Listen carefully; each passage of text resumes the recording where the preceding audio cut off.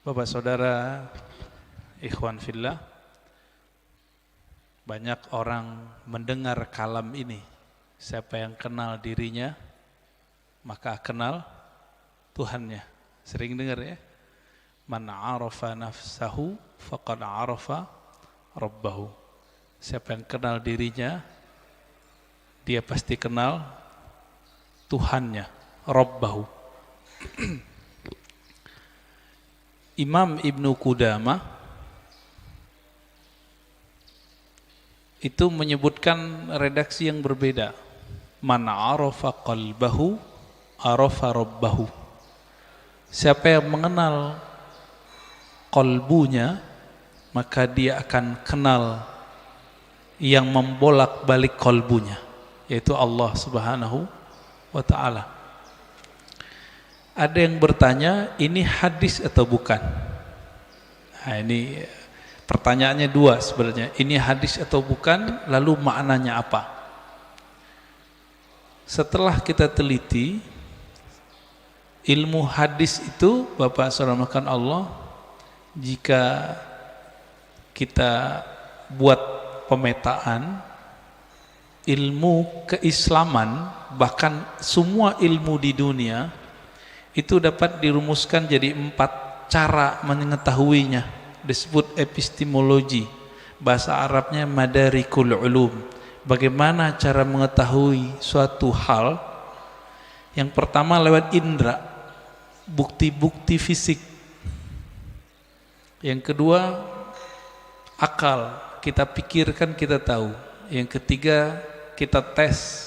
Yang keempat pakai spiritual, pakai rohani. Ilmu hadis itu yang pertama. Jadi ilmu hadis dia ilmu bukti fisik, mesti didengar, mesti ada bukti fisiknya. Maka secara ilmu hadis, hadis ini tidak bersumber dari Rasulullah sallallahu alaihi wasallam. Dari siapa ketemunya? Ternyata ketemu perkataan seorang ulama salaf namanya Yahya ibn Mu'az Ar-Razi. Yahya bin Mu'az Ar-Razi. Yahya bin Mu'az Ar-Razi ini ulama ahli qalbu di zamannya. Beliau wali besar. Kalam-kalamnya itu bukan lagi kalam kayak kita. Dia jika berkalam, kalamnya itu hampir mirip dengan kalamnya Nabi sallallahu alaihi wasallam.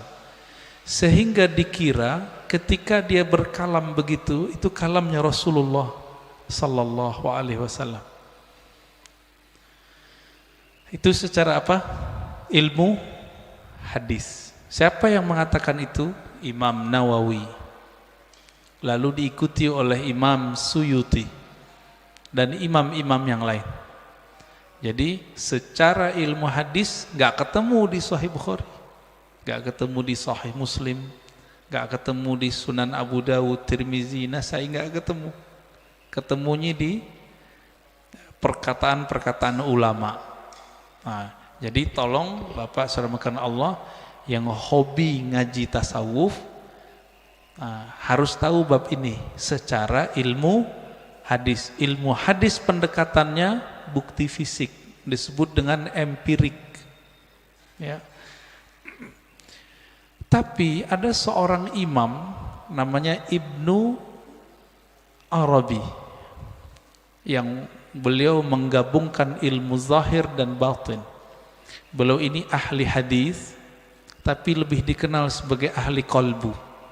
Guru hadisnya ratusan. Buktinya beliau meriwayatkan hadis-hadis langsung dengan sanadnya kepada Rasulullah sallallahu alaihi wasallam. Jadi dia sebutkan dari gurunya sampai kepada Nabi Muhammad sallallahu alaihi wasallam.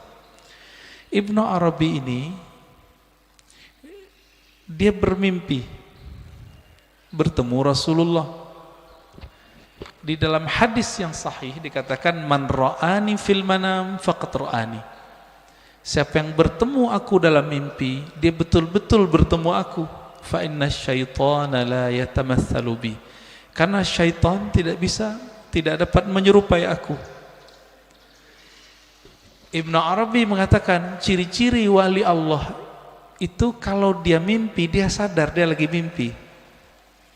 Ibnu Arabi mimpi ketemu Rasulullah dan dia sadar ini pasti mimpi karena Rasulullah sudah wafat. Lalu apa yang beliau lakukan? Beliau bingung dengan hadis yang tadi. Secara ilmu hadis tidak ketemu sumbernya. Maka beliau katakan, wahai Rasulullah, kata ahli hadis ini enggak ada sumbernya, bukan kalam engkau. Apakah benar demikian? Dijawablah oleh Rasulullah dalam mimpinya, bukan, itu kalamku wahai Ibnu Arabi. Ketika dia bangun, maka dia malu mengatakan ini bukan hadis Nabi sallallahu alaihi wasallam. Kenapa? Minimal mimpi ini benar untuk dirinya, meskipun belum tentu benar untuk orang lain. Inilah asbabnya kenapa kalam ini kemudian menjadi ambigu. Apakah ini kalam Nabi atau kalam Yahya ibn Muaz Ar-Razi? Ya, ini secara gabungan nih. Mimpi masuk kemana? Satu tadi empirik, bukti fisik. Mimpi yang nomor 4, zauq, intuisi, qalbu, ruh. Itu mungkin gak ini dibuktikan? Dibuktikan oleh orang yang sudah sampai ke sana. Kalau oleh ahli hadis yang tidak sampai, kemampuan rohaninya sampai ke taraf ini nggak bisa. Jadi mohon maaf Bapak, kita nggak bisa bangga juga dengan ilmu hadis. Ilmu hadis itu sendiri mirip kayak ilmu saintifik yang lain, eksak yang lain sama. Ilmu sejarah, arkeologi. Kalau sekarang apa namanya, untuk ngecek orang meninggal itu, kuku-kukunya dicek apa namanya, ya forensik gitu ya. Jadi bukti fisik semua. Ilmu hadis mesti berdasarkan zahir fisik. Oleh karena itu Bapak, saudara yang bukan Allah, jika berdiskusi dengan ahli hadis, sulit kita ngungkit-ngungkit yang nomor 4 ini. Dia pasti yang nomor 1.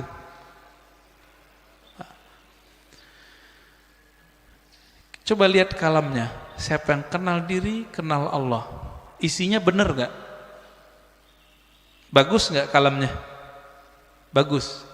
Berarti secara ilmu hadis, tidak semua kata-kata yang bagus, kata-kata yang benar itu kalam Nabi.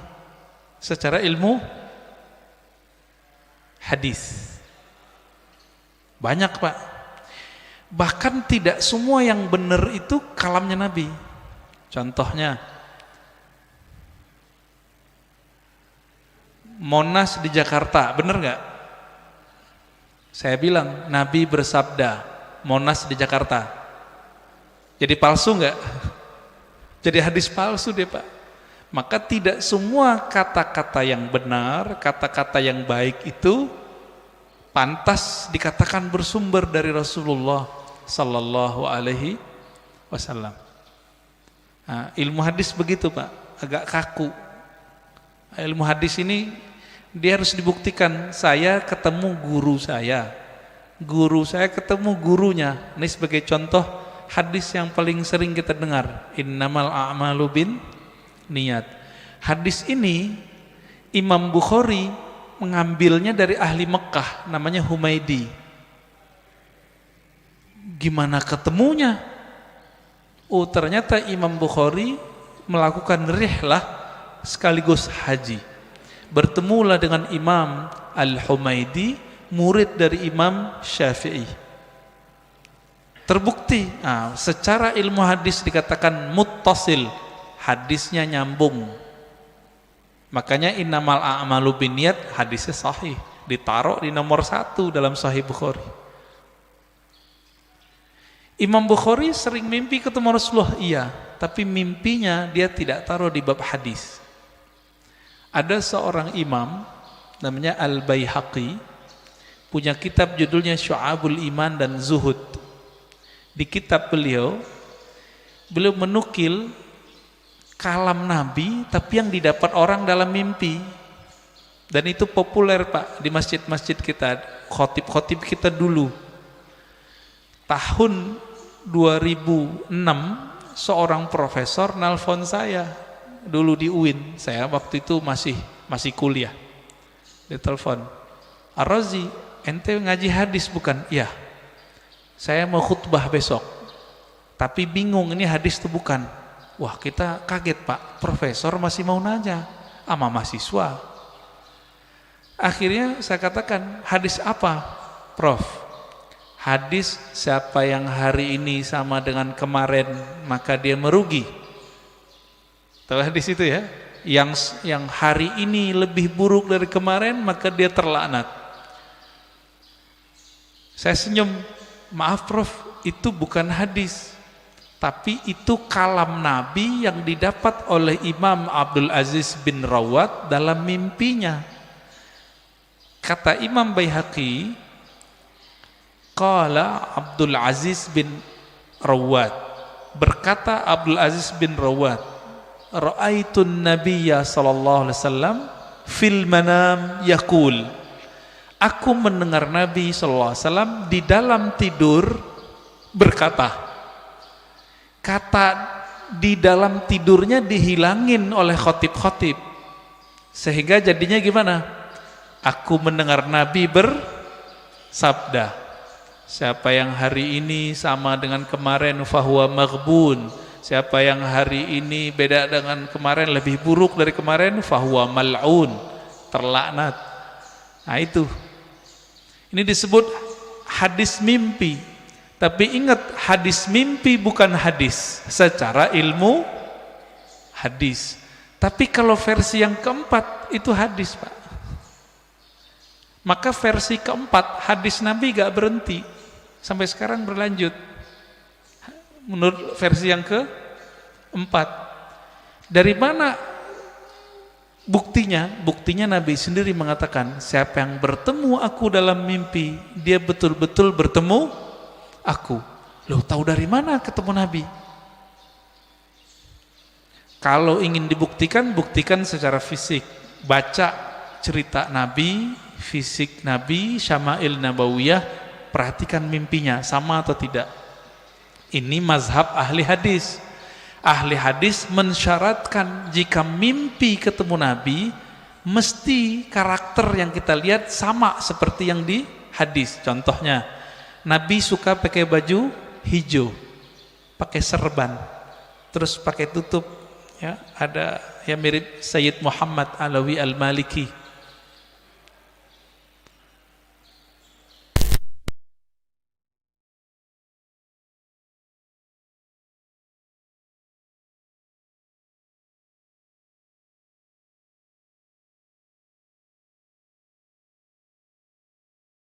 Sir rahasia di dalam ini nggak pernah bohong. Ma kadzabal fuadu ma ra'ah. Dalilnya itu. Tidaklah si fuad ini, si kolbu ini, si hati ini pernah berbohong dengan apa yang dia lihat.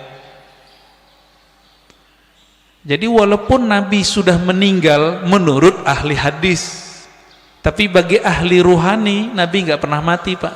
Nabi cuma pindah alam, alam ruh, alam barzakh, alam malakut jabarut. Nah, ada di antara ulama yang setiap hari bisa ketemu Nabi. Siapa itu? Gurunya Imam Syafi'i, namanya Imam Malik. Dihikayatkan dalam kitab Hilyatul Aulia, kitab hadis, tapi berkaitan dengan Tazkiyatun Nafs.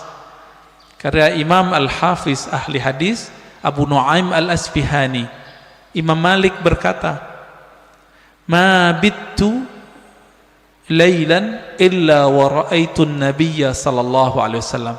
Lebih kurang begitu. Tidaklah aku beristirahat malam hari melainkan saat aku memejam mata aku memandang kepada Rasulullah sallallahu alaihi wasallam tiap malam Pak. Siapa imamnya? Imam Malik. Tapi Imam Malik ahli hadis. Maka beliau tidak memasukkan hasil dialognya dengan Nabi ke dalam bab ini. Tapi masuk ke bab fatwa, dianggap itu ilham. Beda dengan Imam Ibnu Arabi, beda dengan Imam Ghazali. Mereka menganggap ini juga hadis, tapi hadis-hadis rohani, tidak masuk ke bab ilmu hadis. Nah, disinilah mulai bertengkar Pak antara ahli hadis sama ahli tasawuf. Bagi ahli hadis kalian sesat. Kenapa? Itu bukan hadis Nabi, itu hadis palsu. Bagi ahli sufi, yang sesat siapa? Kalian gak mengerti kok kami dibilang sesat. Kalian gak bisa berkoneksi dengan Nabi, kok kami yang dianggap sesat. Begitu. Maka kemudian oleh Imam Al-Baihaqi, ya, satu tingkatan di atas Imam Ghazali, itu beliau gabung di kitabnya, di kitab Az-Zuhud, ya, di kitab Syu'abul Iman, kalam Nabi baik dalam ilmu hadis ataupun versi ahli qalbu. Bapak saudara makan Allah, kira-kira inilah kenapa ahli hadis susah baikan sama ahli tasawuf, ya. Maka muncullah di generasi berikut ahli hadis yang mereka penasaran dengan ilmu tasawuf. Sebaliknya ahli tasawuf yang penasaran dengan ilmu hadis. Nah, maka di zaman setelahnya muncul sufi muhaddis, muhaddis sufi. Muncul begitu. Nah, ini terlihat dari imam siapa? Imam As-Subki. Dia ahli hadis juga murid Ibnu Athaillah Sakandari, pengarang Hikam. Ini kitab kecil yang saya bawa, Ibnu Qayyim, dia ahli hadis, belajar tasawuf. Muncullah kitab-kitab tasawufnya banyak sekali. Madarijus Salikin, Al-Wabilus Sayyib, Iddatus Sabr, Raudatul Muhibbin. Banyak sekali kitab tasawufnya. Puncaknya nanti ada pada Imam Murtada Zabidi, ahli hadis juga ahli sufi. Terlepas dari itu Bapak sarmakan Allah, perbedaan itu sampai sekarang masih ada, ya. Makanya sekarang istilah ahli hadis ini diambil oleh sekelompok orang dan menamakan dirinya kelompok sunnah. Boleh nggak? Ya boleh-boleh aja. Tinggal bukti aja sanadnya, ya. Punya sanad nggak kepada Rasulullah Sallallahu Alaihi Wasallam? Karena ilmu hadis ilmu sanad. Nggak punya sanad, kazzab, maka dia pembohong. Lalu benarkah kalam man arafa nafsahu faqad arafa rabbahu? Kita sudah katakan tadi, itu benar. Terlepas dari ini kalam Nabi atau bukan, kalam ini sudah menjadi kaidah dalam ilmu tazkiyatun nafs, ilmu tasawuf, ilmu kerohanian. Lalu apa maknanya? Siapa yang kenal dirinya, maka dia kenal Tuhannya. Antum nih teman-teman, namanya misalnya Abdullah, dikasih bapaknya Abdullah. Mengenal diri itu mengenal tubuh si Abdullah atau kenal yang mana? Sekedar mengenal jasad? Tentu tidak. Lalu kenal apa ini? Kenal yang mana ini? Bukan yang jasad ini. Kan banyak juga Pak, anak-anak udah 7 hari nggak punya nama. Bapaknya datang ke kita, Tat, kasih nama dong anak saya.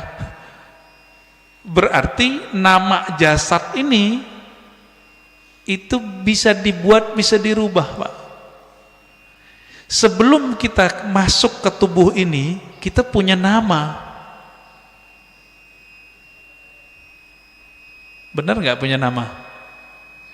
Kita lahir di dunia, yang ngasih nama siapa?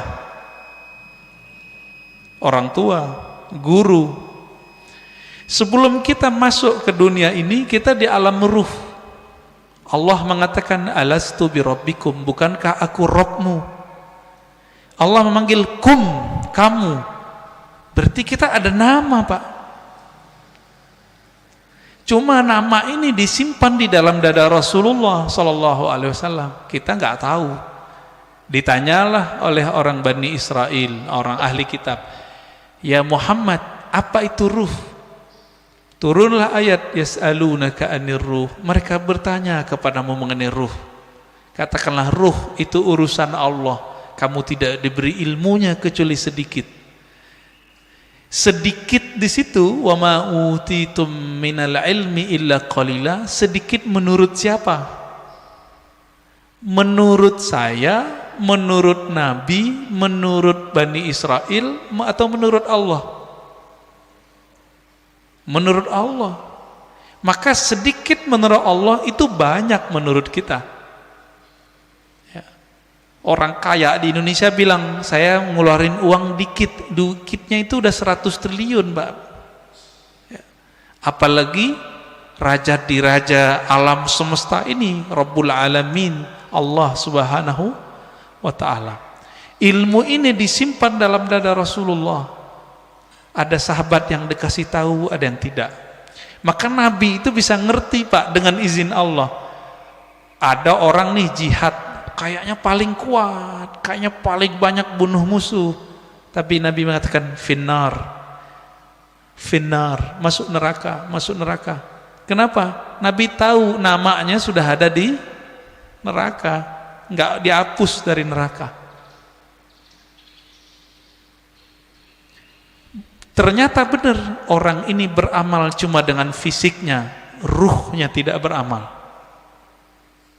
Ruhnya gak beramal, Pak. Jadi ketika disebut siapa yang kenal dirinya, maka kenal Tuhannya. Diri yang fisik, yang mengenal diri fisiknya, dia baru mengenal perbuatan Allah. Disebut ma'rifatul af'al, mengenal perbuatan Allah. Ajaib gak kelahiran manusia? Penciptaan manusia ajaib gak? Ajaib, Pak. Kok bisa-bisanya ada makhluk hidup di perut seorang perempuan? Itu ajaib itu. Saya mau tanya nih yang udah nikah, yang punya anak, itu antum yang menciptakan anak? Atau cuma sebab doang? Ya, bikin doang ya. Tapi kita nggak yang gedein, yang mengembangkan biar kasih tulang, enggak. Ya, coba tanya sama yang udah pernah hamil. Ibu-ibu yang udah hamil tanya, ajaib itu. Maka mengenal diri yang fisik mengantarkan kepada ma'rifatullah level 1. Apa itu?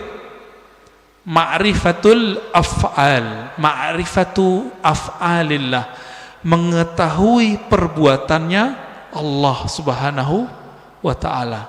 Itulah yang dibahas dalam surah Al-Mu'minun itu, ya. Ayat 11 ya. Begitu juga di surat Ar-Rum ya, sebelum ayat tentang pernikahan itu kan tentang penciptaan kita semua. Dari nggak ada jadi ada, dari tanah kok bisa jadi hidup, kok tiba-tiba bisa melawan kepada Allah. Itu dia, namanya ma'rifatu fi'lillah. Jadi kalau ada ahli biologi, ahli ilmu-ilmu eksak tidak mengenal Allah lewat ini, lewat dia, berarti dia tersesat, nggak mengenal Allah. Itu satu. Diri yang fisik.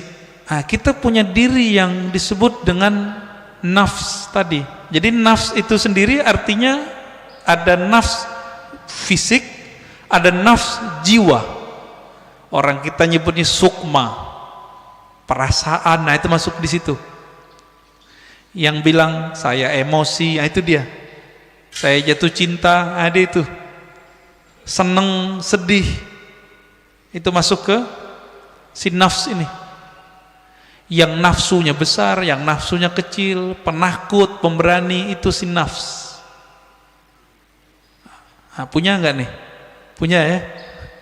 Punya kita. Inilah yang dikatakan di Quran, wa man nahan nafsa 'anil hawa fa innal jannata hiyal ma'wa. Yang mampu menahan, mengendalikan nafs jiwanya, maka dia dapat surga. Nah, ini ma'rifat apa nih? Ini masih sama. Ma'rifatu fi'lillah. Perbuatan Allah.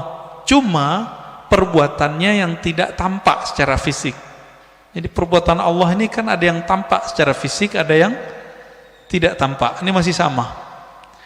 Ilmu untuk memahami ini disebutlah ilmu tazkiyatun nafs.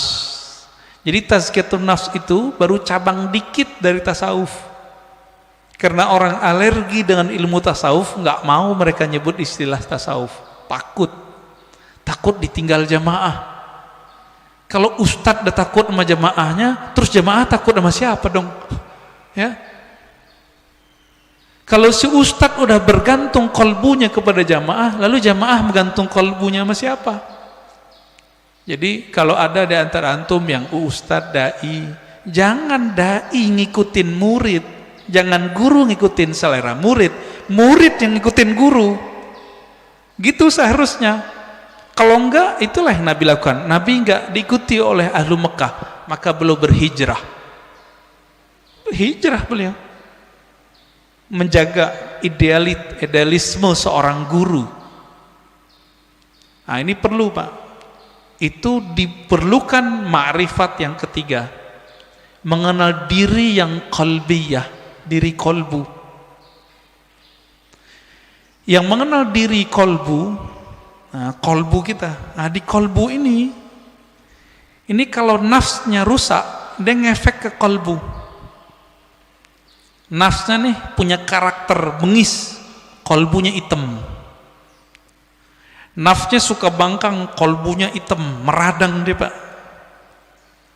Kalau kita meradang mulut, Saryawan bisa menikmati makanan nggak?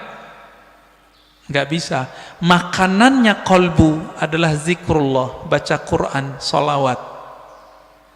Kalau sudah meradang itu kolbu, dibawa sholat nggak enak. Dibaca Quran pun kita mikir, enaknya apa ya baca Quran? Kalau kolbunya lagi rusak, rasain aja Pak sendiri. Zikir, katanya zikir menenangkan jiwa, kok nggak tenang-tenang? Malah tambah bingung, malah tambah syak. Zikir itu bening, bener gak? Zikir bening, Pak. Kolbu itu wadahnya zikir, sehingga nanti dia bisa menyantap. Wadahnya lagi kotor, bersihin dulu, diobati dulu, baru dia bisa menikmati. Masalahnya sudah bertahun-tahun nih kolbunya berkarat, bener gak? Nah, bersihinnya pakai apa, Pak? Itu yang disebut taubat nasuha. Taubat nasuha itu beda dengan, misalnya nih gelas habis dipakai, airnya air putih, cukup dikasih keran bersih, air keran, nggak usah digosok. Tapi kalau ini pakai minyak, ada minyak lengket di situ, harus digosok nggak? Ini yang disebut taubat nasuha. Jadi taubat nasuha itu menggosok kolbu kita supaya bersih dengan pengakuan dosa kepada Allah. Nah, di dalam ajaran Islam nggak ada pengakuan dosa ke ustadz, nggak ada, ke pendeta nggak ada, Pak, ke guru nggak ada, ngaku kepada Allah. Semua kita kan punya dosa nih, bener Pak? Ada yang nggak punya dosa? Saya cium tangannya, Pak. Makanya kita dianjurkan cium tangan anak kecil. Makanya bapak nggak boleh marahin anak kecil atau ngusir anak kecil dari masjid. Terganggulah. Kenapa? Nabi lagi khutbah Jumat, Hasan Husain datang, turun, diambil, digendong. Lagi sholat, naik ke punggung Nabi, ikut sholat. Keberisikan iya, tapi sekali kita usir dia, nanti anak tuh mikir masjid itu tempat orang-orang galak ya, gitu. Benci nanti dia ke masjid, Pak. Nah, yang benar diatur. Orang tuanya juga harus perhatian.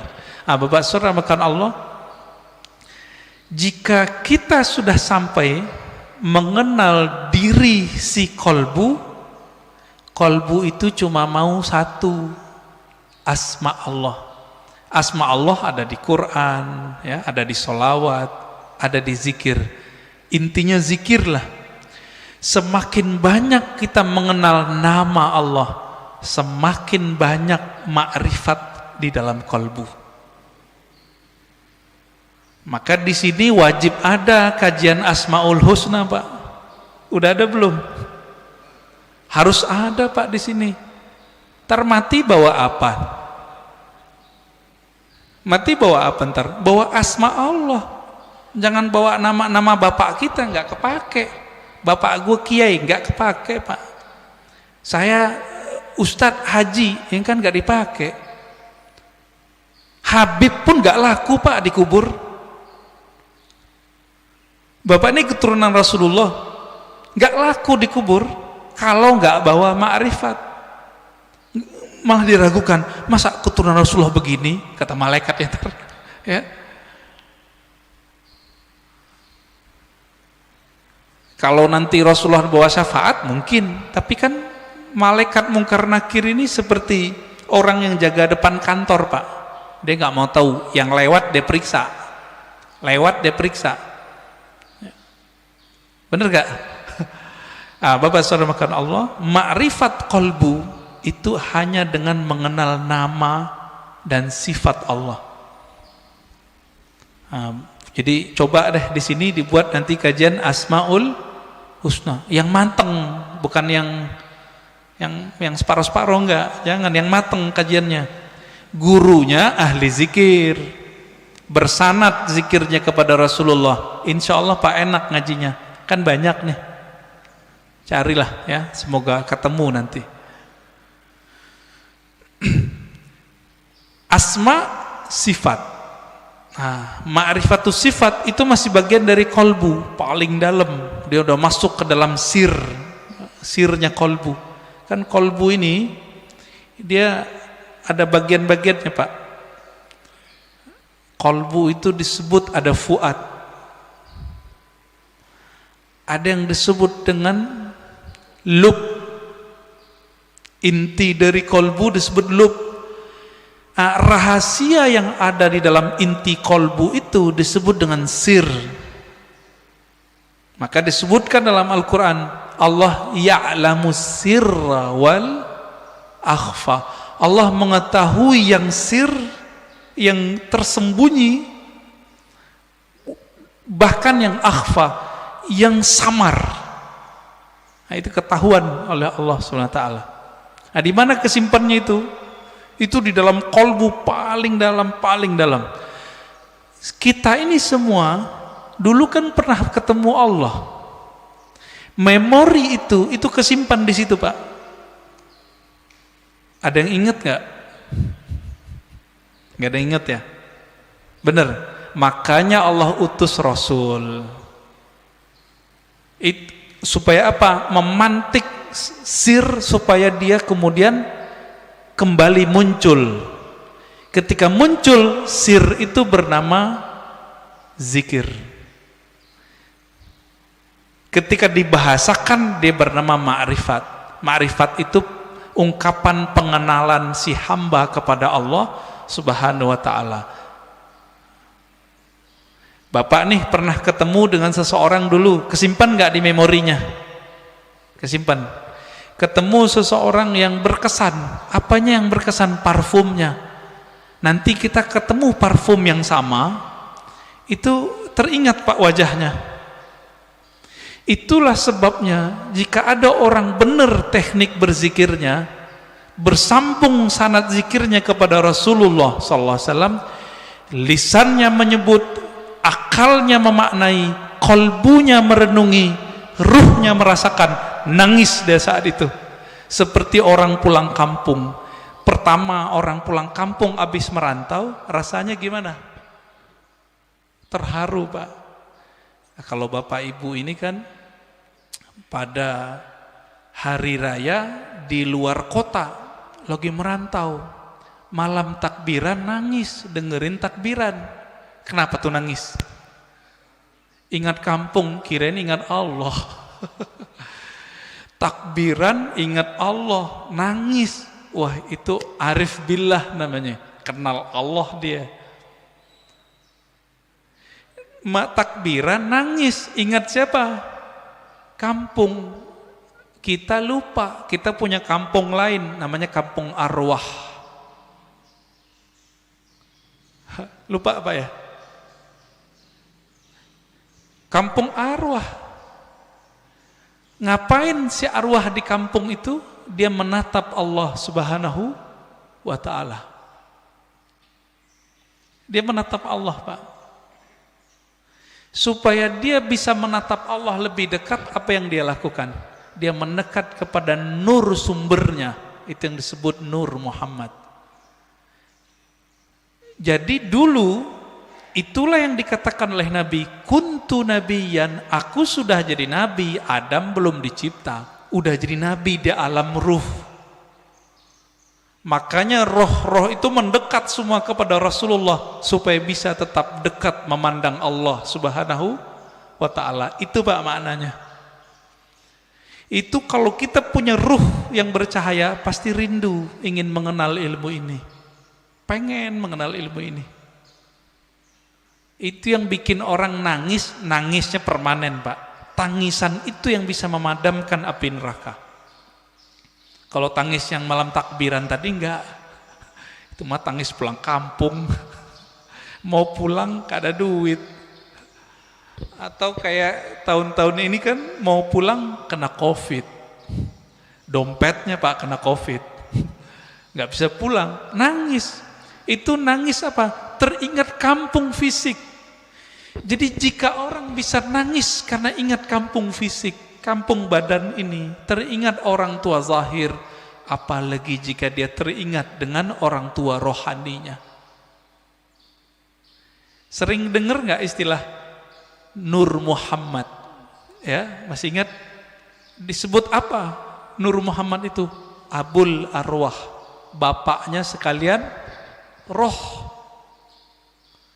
Maka ketika roh itu rindu ke siapa? Dia rindu sama ayahnya. Itulah kenapa kalau solawat jadi wajib dalam solat.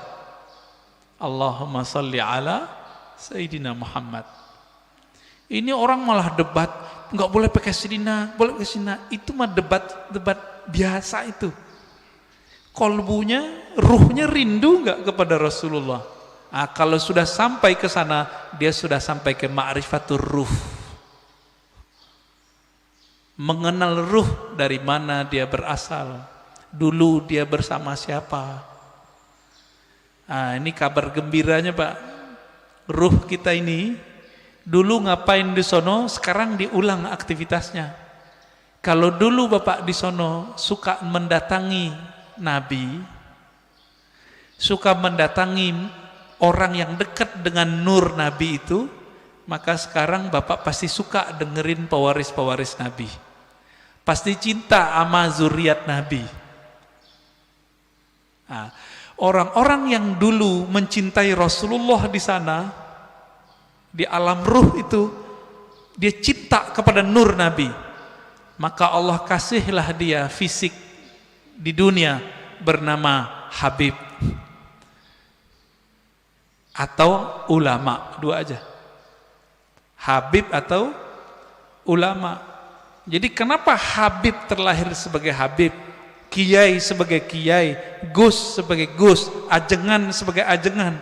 Karena dulu nurnya mengagumi nurnya Nabi sallallahu alaihi wasallam. Itulah makna hadis al-arwah junudun mujannadah, hadis sahih Muslim. Ini syarahnya jarang orang menjelaskan ini. Roh itu dia berbaris-baris seperti tentara. Nah, dulu nih Bapak kalau dibukakan pintu kolbunya itu bisa lihat Pak. Dulu kita seperti ini di sono, ngumpul Pak seperti ini. Bapak kenapa sebut masjid ini Masjid Nabawi? Karena merindukan Nabi Sallallahu Alaihi Wasallam. Semoga para pewakaf, pendiri, pengurus diberkahi oleh Allah, diberi rindu kepada Rasulullah.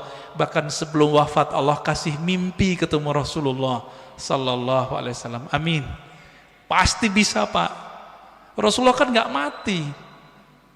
Nggak mati beliau. Cuma pindah alam. Kalau kita bisa mati sebelum mati, bukan bunuh diri loh Pak ya. Mati sebelum mati itu apa? Mampu memilah ini alam jasad, ini alam pikiran, ini alam kolbu, ini alam ruh. Mampu dia berzikir, bertahan, bisa dia ketemu Rasulullah sallallahu alaihi wasallam. Bisa Pak. Dulu Sayyid Muhammad Alawi Al-Maliki kalau mau ngapa-ngapain itu nanya sama muridnya, masih hidup, saya nggak usah sebut namanya, kalau disebut ntar jadi orang mengkultuskan beliau nanti. Orang kita Pak, Jawa Tengah kalau nggak salah ya, Kiai Fulan, bertanya ke beliau, bocah ya waladi, kira-kira begitu ya, anakku, coba tanya ke Nabi, saya mau melakukan ini, beliau restu nggak? Itu yang minta siapa? Sayyid Muhammad, keturunan Rasulullah sallallahu alaihi wasallam, hafal banyak hadis. Muridnya pakar mimpi ketemu Rasulullah. Karena sholawat gak berhenti-berhenti beliau. Sholawat aja terus. Maka Bapak Ibu saudara makan Allah, jika ingin bertemu Rasulullah, sholawat terus. Terus itu apa ujungnya? Ujungnya mati. Jadi kalau belum mati jangan berhenti. Dijamin Pak, pasti. Kenapa? Hadis jaminannya jelas. Man shalla alaiya sallallahu alaihi asyara marat. Yang salawat kepadaku, Allah salawat kepadanya 10 kali. Saya mau tanya nih, ini 10 kali menurut kita atau menurut Allah? Coba lihat bahasa Arabnya. Sallallahu alaihi. Allah bersolawat kepadanya 10 kali. Berarti menurut Allah atau menurut kita? Kita ini Pak cukup dapat 1 salawat dari Allah pasti masuk surga. Salawat disertai rahmat, masuk surga. Kalau 10 ketemu Rasulullah sallallahu alaihi wasallam, ketemu Rasulullah pasti. Maka Nabi mengatakan, ini garansi Rasulullah, orang yang paling dekat kepadaku nanti siapa? Aksaruhum salatan bi, yang paling banyak bersolawat kepadaku. Inilah media kalau mau ketemu Rasulullah. Bisa. Siapa yang bilang gak bisa ya? Nabi mengatakan nanti di akhir zaman ada Dajjal. Seandainya aku hidup saat itu, akulah hajijun alaikum, akulah pembela kalian. Secara fisik Nabi nggak ada Pak, tapi kan pewarisnya ada. Pewarisnya itulah disebut Al-Imam Al-Mahdi. Imam Mahdi, apa kata beliau? Namanya seperti namaku.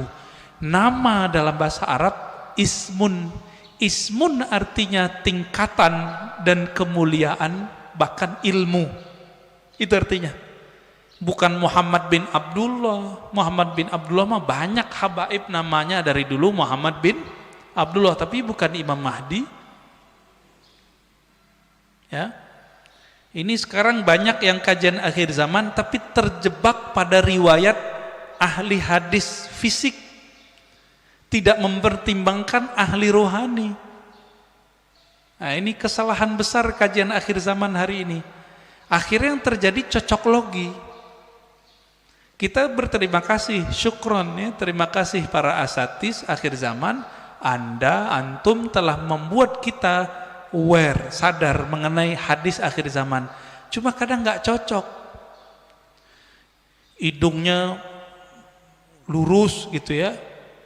Itu mah ciri fisik habaib, rata-rata begitu hidungnya. Ya. Bukan itu kalau mengenal Rasul. Rasul itu kolbunya yang mau dilihat.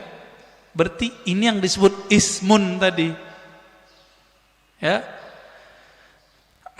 Maka yang keempat itu Bapak selamatkan Allah, siapa yang mengenal ruhnya, maka dia mengenal Allah secara hakiki. Dia mengenal Rasulullah secara hakiki.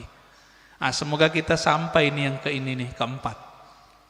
Mengenal ruh, walaupun sedikit menurut Allah itu kan banyak bagi kita. Setetes saja Allah beri, itu udah lautan bagi kita. Ya. Nah, caranya banyak-banyak aja Pak, sholawat. Bapak ini kan mohon maaf ya, pemalas ngajari guru, maunya didatangin guru mulu, ya enggak? Carilah guru yang bisa mengajarkan zikir ma'rifatullah. Nanti diajarin Pak cara berselancar kepada Allah. Tapi kalau masih males, udah sholawat aja dulu.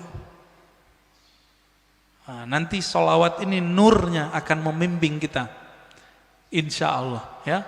Jadi lebih kurang makna ringkas dari man arafa nafsahu faqad arafa rabbahu, 4 level ini ya.